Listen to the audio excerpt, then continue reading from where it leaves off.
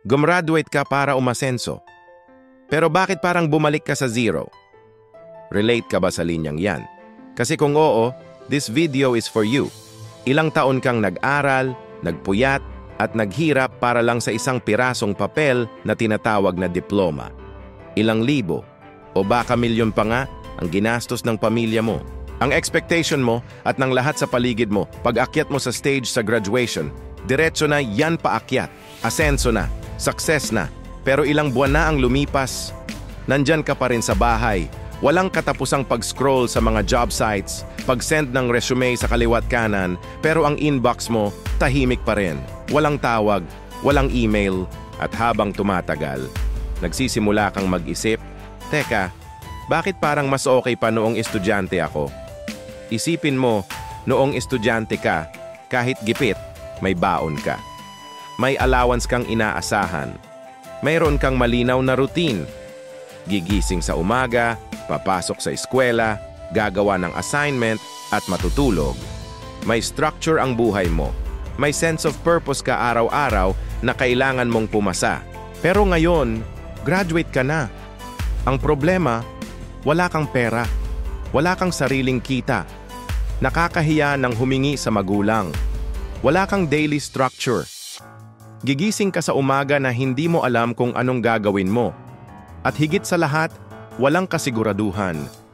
Para kang bumalik sa level 0 o baka nga negative pa. May isa akong kaibigan, tawagin na lang natin siyang Alex. Sobrang excited niya nung gumraduate siya.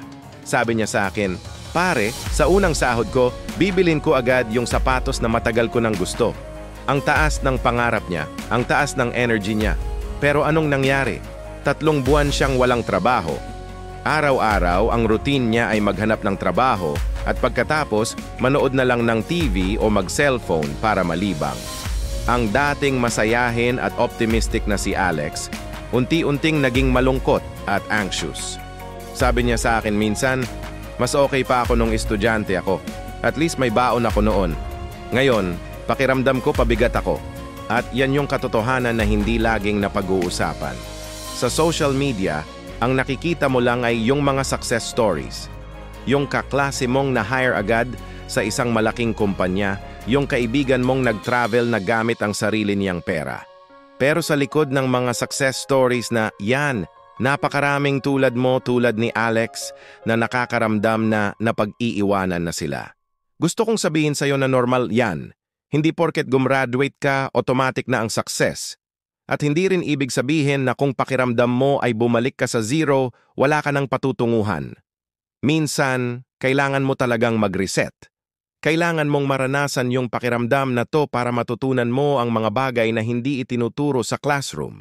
Dito mo matututunan ang tunay na diskarte. Dito mo matututunan ang resilience. Dito mo mas makikilala ang sarili mo. Yung mga zero moments na yan, yung mga rejections, yung mga pagkabigo, sila ang magiging pundasyon ng totoong mong lakas. Ang mahalaga ay hindi ka tumigil. Kahit isang maliit na bagay lang ang gawin mo araw-araw para sa future mo. Mag-aral ng bagong skill online, mag-volunteer, mag-reach out sa isang contact, gawin mo. Huwag mong hayaang kainin ka ng pakiramdam na wala kang kwenta. Dahil yung pakiramdam na nasa zero ka ngayon, yan mismo ang pwedeng maging simula ng tunay na pag-asenso mo. Hindi yung asenso na ine-expect ng iba, kundi yung asenso na para talaga sa'yo. Ikaw ba, pakiramdam mo rin ba na bumalik ka sa zero pagka-graduate? I-share mo naman ang kwento mo sa comment section sa baba. Let's talk about it. At kung nakaka-relate ka sa mga ganitong usapan, huwag mong kalimutang mag-subscribe at i-hit yung notification bell dito sa Aftergrad PH para sa mas marami pang real talk at tips para sa life after graduation. Salamat sa panonood.